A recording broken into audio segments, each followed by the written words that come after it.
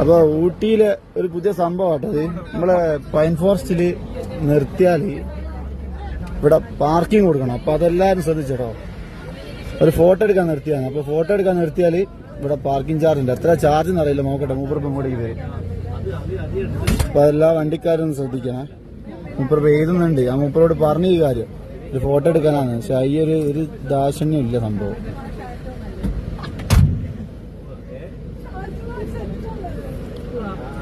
എന്തായാലും കൂടെ വരട്ടെ. എത്ര നോക്കുമ്പോഴേ എത്ര ചാർജ്, എത്ര പാർക്കിംഗ് ചാർജ് എത്രയാ? 50 റുപ്യ ഒരു ഫോട്ടോ എടുക്കാൻ അല്ലേ? എന്താ 50 റുപ്യാണ് ഇവിടെ. ഇപ്പൊ എല്ലാരും ശ്രദ്ധിച്ചോളി. ആ വീട്ടിൽ കയറുന്നത് ഒരു ഫോട്ടോ എടുക്കുന്നതിന് 50 റുപ്യ എന്നൊക്കെ പറയുന്നത് അത് കൊള്ളയല്ലേ? കാരണം ഇവിടെ എല്ലാരും വണ്ടി നിർത്തി ഒരു ഫോട്ടോ എടുക്കും. ഒരു ഫോട്ടോ എടുക്കുന്നതിന് ഈ 50 റുപ്യ പാർക്കിംഗ് ചാർജ് വാങ്ങുന്നത് മോശമല്ലേ? നിങ്ങൾക്ക് തന്നെ തോന്നില്ലേ? അല്ല, ഗവൺമെന്റ് ഇട്ടാലും മോശമാണ് സംഭവം.